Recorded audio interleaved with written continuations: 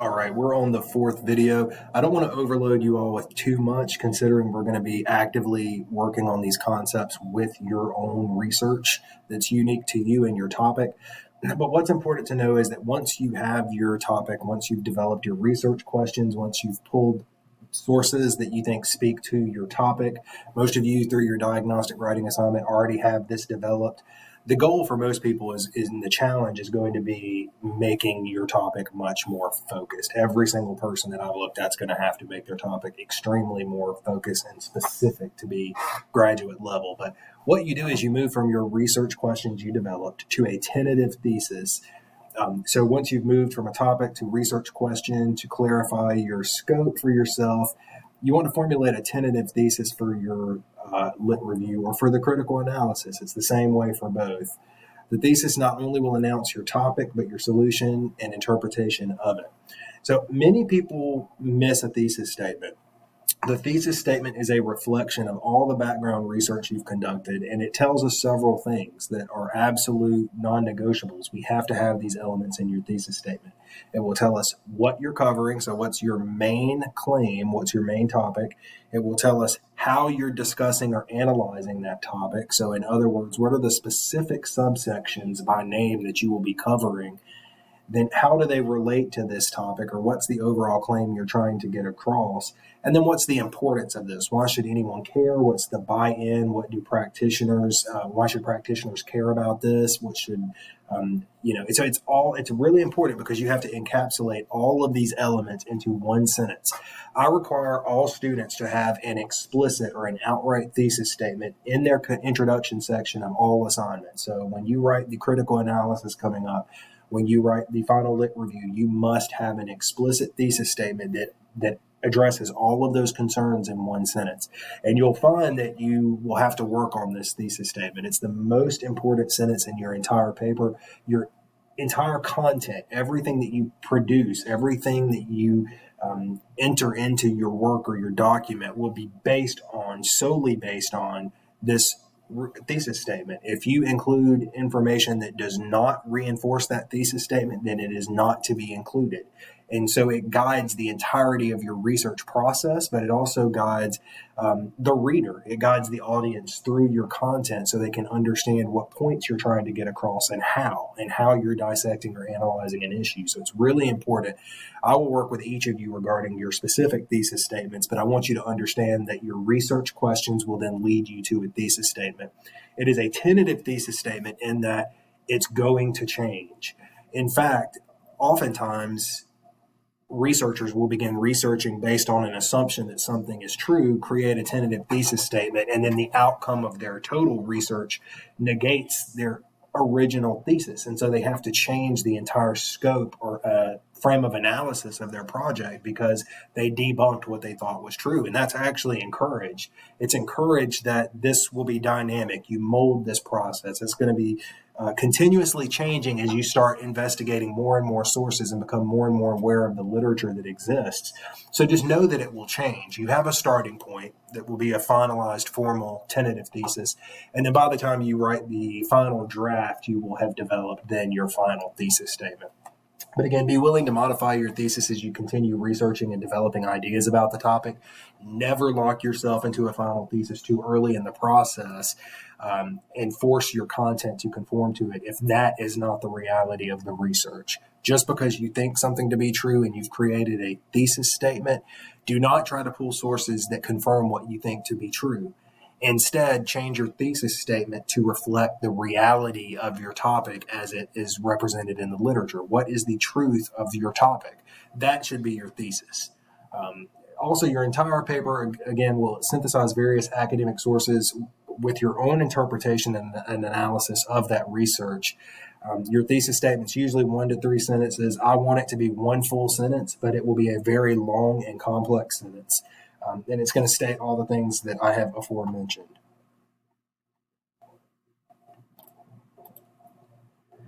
I put this in here, this is just a sample using a totally different topic or research interest of how you move through the process. So you have a subject or realm of exploration. This person wanted to take a look at video games, glorified violence, and further look at that. And they were looking specifically at heterosexual identity in video games and narratives that are portrayed therein. And so I'm not going to go through this. I just want you to take a look at this. Look at the overall vague realm exploration. So this first bullet point here would be where the researcher is conducting general background research, looking at databases, journals, and maybe even overall search engine searches just to see what's happening, what's the conversation with the topic, and then narrowing that down by creating future research questions based on what the person wanted to know or analyze. And then this person went back from these research questions and conducted copious research, pulled as many sources as they possibly could from different venues, different types of sources to answer that question, and then was able to uncover more information to then develop the original tentative thesis statement. And then after the final research process, then utilize this final thesis statement, which is a little bit more succinct. Ours will be much more complex than this one, but this is the general process. It just kind of walks you through. And it's interesting because in this example, this person utilized two existing concepts that were in the literature. So they found articles in journals about I'm not in this field. I don't know how to say this, pedantic criticism and simulation rhetoric, and combined them into pedantic simulation as a concept that they're utilizing in their own research. And you can do that. You can look at two separate concepts and ask yourself, how can we combine these to learn something new? And that's what this example did here, and that's encouraged. From research questions to thesis, remember there are different kinds of thesis statements that you see in different sources because there's different patterns of organizations for different types of writing. Whether someone's writing just an expository prose or informational-based research paper, or something that's very complex like what we will be putting together here. The reason I'm requiring you all to write an explicit thesis statement is because it's best practice. So as you're going through your sources, you might find that certain thesis statements of these sources may occur at the end of the paper, or it may be 2 to 3 paragraphs that is required to be able to express a thesis statement for a super complex topic. Just know that the theses will vary, but just know that ours will be very complex, and it will happen in your introductory section for everything we do. If you're working on a larger project or longer project, such as a thesis or dissertation, the overall project will have a thesis statement, but you will have related thesis statements on the subtopics in your individual chapters. And that's the case for the lit review that we will do in the class as a final product. You will have different subsections, so you'll have an overall thesis, and then you'll have theses within your subjects or within your subsections. This is just an example of how chapters were developed based on a thesis statement. It's just a basic outline of how theories and chapter breakdowns were created from a thesis statement. The main concept right now, don't be overwhelmed. Take what you need. Go out and read. You cannot investigate a topic by looking at 3 or 4 sources, which many of you have provided in your diagnostic writing assignment. You're going to have to amass a wealth of sources. You're going to have to go out and truly be an investigator. As the reading pointed out, you have to take on the persona of being not only an investigator, but a juror. You have to be able to evaluate what's being said, what's missing in the conversation, what's important about what's missing. What questions are being asked, what's not being asked, what direction do we need to steer the conversation in regarding your topic that the research may not have taken the topic, to date. So it's important that to do this successfully, you're going to have to read, you're going to have to take notes, you're going to have to organize all these materials before you start writing. You're not going to be able to sit in front of your screen, look at 3 sources you printed out and type a paper. It's not going to work like that. You have to have the conceptualization and the understanding of your topic to be able to present and write in the correct way. And also, you're challenged with improving your writing style at the same time, being able to explain and write these concepts in more academic-related English than you probably would have previously. So this will be a challenging project, but just know that I'm here and there's resources here to help you. Right now, if you're still slightly confused about a topic, I'm going to be providing you some specific feedback via your diagnostic writing assignment, but also the assignment regarding your topic. And then you're going to have to submit a final topic for approval. So just know I'm going to give you some feedback. I'm going to help steer you in the right direction. But if you do need to brainstorm, there's no right or wrong way to brainstorm. One of the things that I have my undergraduate students do with research is take a piece of paper and just like you did in elementary school, create a bubble or a concept map where you have a centralized bubble with a very vague topic and start branching bubbles off of that and make each bubble thereafter more and more specific. And then a lot of times seeing it on paper, seeing it in front of you is a way that you can visualize in your mind where you see your topic going. Where do you want this topic to go, and how are you going to make it more specific? What specific aspects or factors of your topic do you want to focus on, and why do you want to do that? So you can do a concept map, much the same in that way. And you can keep making it as narrow as you need to be until you feel like you're at the level that I've presented in terms of the samples of lit reviews and topics I've given you. You can also start with a bulleted list. You can just type whatever comes to mind, stream of consciousness. I want to research this. And then ask yourself, what about that? What do I want to know? Then you can type those down. So there's different ways you can brainstorm and concept map, just so that you can develop your ideas. You can see where you want your topic to go.